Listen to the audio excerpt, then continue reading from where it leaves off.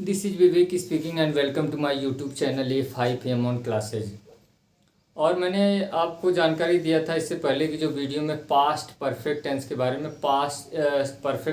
में उसमें पार्ट 1 के बारे में मैंने आपको जानकारी दिया था कि एक ही प्रकार जो मतलब एक ही सिंगल अगर सेंटेंस रहता है तो उसका ट्रांसलेशन कैसे किया जाता है, उसका अनुवाद अंग्रेजी अनुवाद कैसे करते हैं। और इसी क्रम में मैं आपको पार्ट 2 में जानकारी देना चाहूँगा कि जब एक ही वाक्य में एक ही सेंटेंस में दो उपवाक्य आते हैं तो उसका ट्रांसलेशन कैसे किया जाता है। मतलब दो क्लाज आते हैं तो दो क्लाजेज आते हैं तो उसका ट्रांसलेशन कैसे किया जाता है। तो इसमें मैं आपको बताना चाहूँगा कि पास्ट परफेक्ट टेंस का जो अफर्मेटिव सेंटेंस होता है उसमें सबसे मेन चीज़ें इसमें ध्यान आपको देना है। जो काम पहले होगा उसका पास्ट परफेक्ट टेंस में बात करेंगे, जो काम बाद में होगा उसका पास्ट इंडिफिनिट टेंस में करेंगे, ये आपको ध्यान देना है। और मैं इसको रूल से लिख रहा हूँ। जब वाक्य में पहले आता है तो इसका रूल हो जाएगा, सबसे पहले आप कर्ता प्लस हेड प्लस क्रिया का थर्ड फॉर्म प्लस कर्म, अगर अन्य शब्द है तो अन्य शब्द भी आप लिखेंगे, प्लस उसके बाद हो जाएगा बिफोर प्लस कर्ता प्लस क्रिया सेकंड, मैंने क्रिया के सेकंड फॉर्म मैंने पास्ट इंडिफिनिट टेंस में बात करते हैं, प्लस कर्म प्लस अन्य शब्द।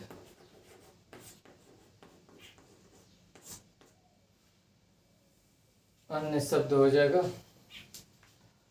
और नंबर 2 करके मैं नियम लिख दे रहा हूं। जब वाक्य में बाद आता है,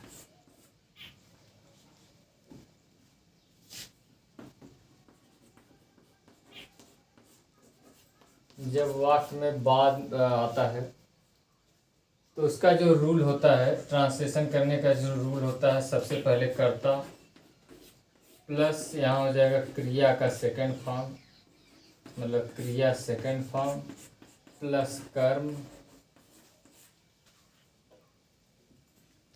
प्लस अन्य शब्द प्लस आफ्टर प्लस कर्ता प्लस हेड प्लस क्रिया थर्ड, क्रिया का थर्ड फॉर्म प्लस कर्म। ये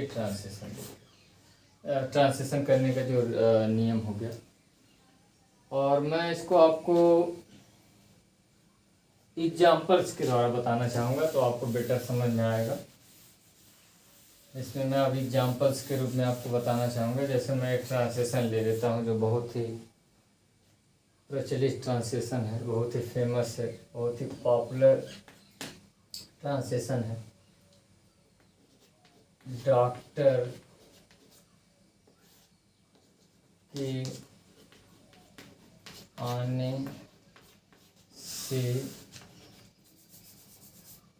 डॉक्टर के आने से पहले मरीज मर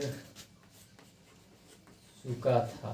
ये देखिए ट्रांसलेशन है, डॉक्टर के आने से पहले मरीज मर चुका था। इसमें मैं सेकंड भी इसी का ले लेता हूँ, दूसरा इसी का ट्रांसलेशन, डॉक्टर के आने के बाद, डॉक्टर के आने के बाद मरीज मरा। ये देखिए दूसरा इसमें ट्रांसलेशन हो गया।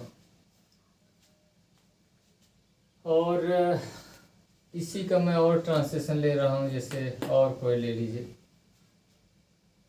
मान लीजिए आ गया, मेरे स्कूल जाने से पहले घंटी बज चुकी थी।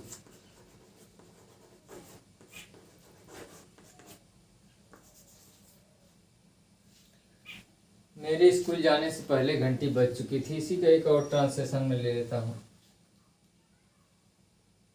इसी का 2 नंबर। मेरे स्कूल जाने के बाद घंटी बजी। ध्यान से थोड़ा सा देखिएगा। अब यहाँ देखिए, मैंने आपको बताया कि जो काम पहले होगा उसका पास्ट परफेक्ट टेंस में करेंगे, जो काम बाद में होगा उसका पास्ट इंडिफिनिट टेंस में ट्रांसलेशन करेंगे और बात करेंगे। जैसे यहाँ हो गया कि डॉक्टर के आने से पहले मरीज मर चुका था। देखिए, मरीज पहले मर रहा है, डॉक्टर बाद में आ रहे हैं। तो ये वाला पहले के बाद वाला जो है जो क्लाज है, जो उपवाक्य है, उसका हम पास्ट परफेक्ट में करेंगे। ये वाला जो डॉक्टर का आना, ये आपका पास्ट इंडिफिनिट टेंस में करेंगे। और वही देखिए, इसमें है डॉक्टर के आने के बाद मरीज मरा। अब देखिए ये काम हो रहा है डॉक्टर के आने के बाद मरीज मरा। इसमें कौन सा काम पहले हो रहा है? इसमें देखिए डॉक्टर का आना पहले हो रहा है, उसके बाद मरीज बाद में मर रहा है। माने ये काम पहले हो रहा है।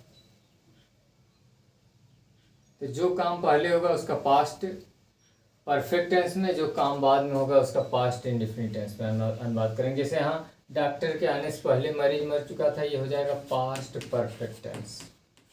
ये वाला हो जाएगा पास्ट इंडिफिनिट टेंस। ये देखिए टेंस। अब देखिए यहाँ से अनुवाद दूसरे उपवाक्य से करेंगे। द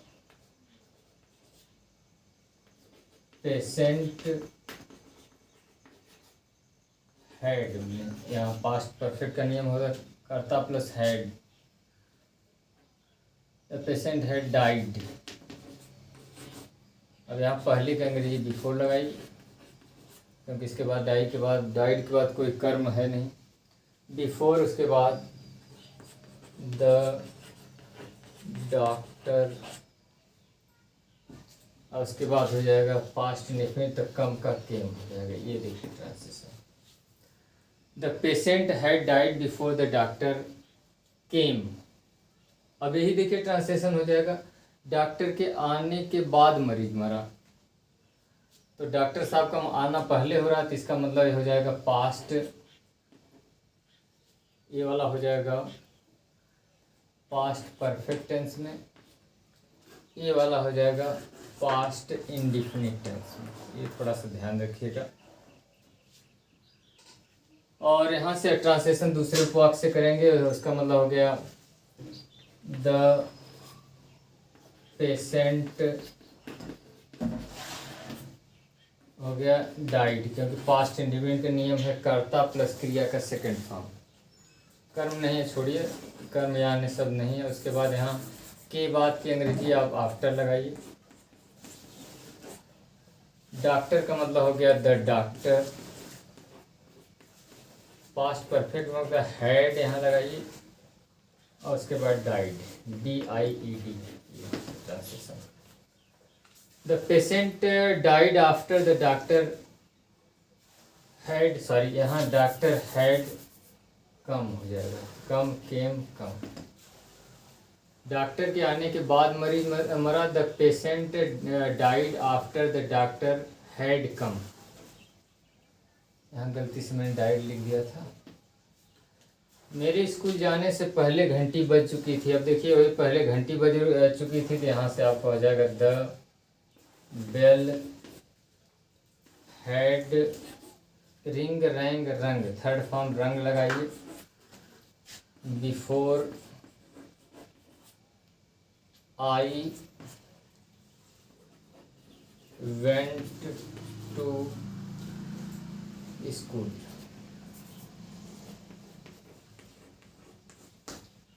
ये देखिए the bell had rung before I went to school. मतलब ये वाला पास्ट परफेक्ट टेंस में हो गया, ये पास्ट इंडिफिनिट टेंस में हो गया। अब यही जब आप करेंगे के बाद वाला तो उल्टा अनुपात उसी तरह आप करेंगे। मेरे स्कूल जाने के बाद घंटी बजी, मतलब घंटी बाद में बजी है, मैं स्कूल पहले पहुंच गया हूं, तो इसका मतलब हो जाएगा, देखिए वहाँ से द अनुपात वहीं से करेंगे उसी उपवाक्य से, द बेल। अब यहाँ हो जाएगा रैंग, रिंग रैंग। कर्म या अन्य शब्द नहीं है तो उसके बाद आप के बाद की अंग्रेजी आफ्टर लिखेंगे, आई। और उसके बाद ये पास्ट परफेक्ट, मेरे स्कूल जाए, I had gone to school. मेरे स्कूल जाने के बाद घंटी बजी, the bell rang after I had gone to school. ये ट्रांसलेशन हो गया। और मैं एक ट्रांसलेशन और ले रहा हूँ, एक ट्रांसलेशन और मैं ले रहा हूँ इसमें।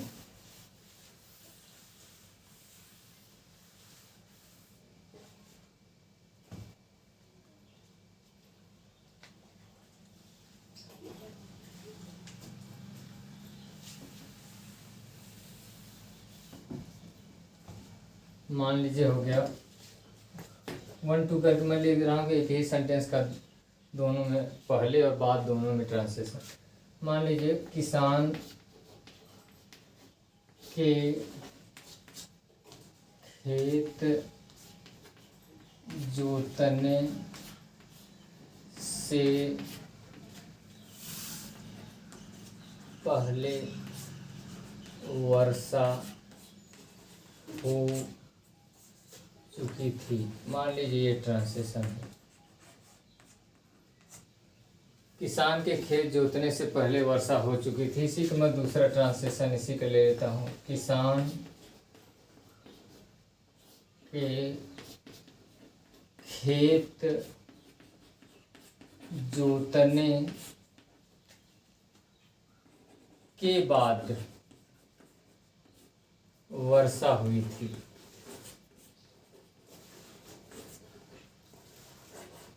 ये देखिए, तो सेम उसी तरह ट्रांसलेशन है। जैसे हो गया किसान के खेत जोतने से पहले वर्षा हो चुकी थी, पहले हो गया वर्षा हो चुकी थी, उसके बाद किसान खेत जोत रहा है। और उसी तरह दूसरा वाला उसी को उल्टा हो जाएगा। तो ट्रांसलेशन हमेशा दूसरे उपवाक्य से करेंगे। तो ईट हो जाएगा हैड, या कोई करता नहीं है तो इसका मतलब ईट का प्रयोग कर दीजिए। ईट हैड रेन, रेन माने वर्षा, तो रेन्ड हो जाएगा। कर्म नहीं है, छोड़िए, यहाँ बिफोर पहले की अंग्रेजी। दूसरा उपवाक्य हो गया किसान का खेत जोतना, तो हो गया द फार्मर प्लाउड, और उसके बाद द फील्ड। ये देखिए,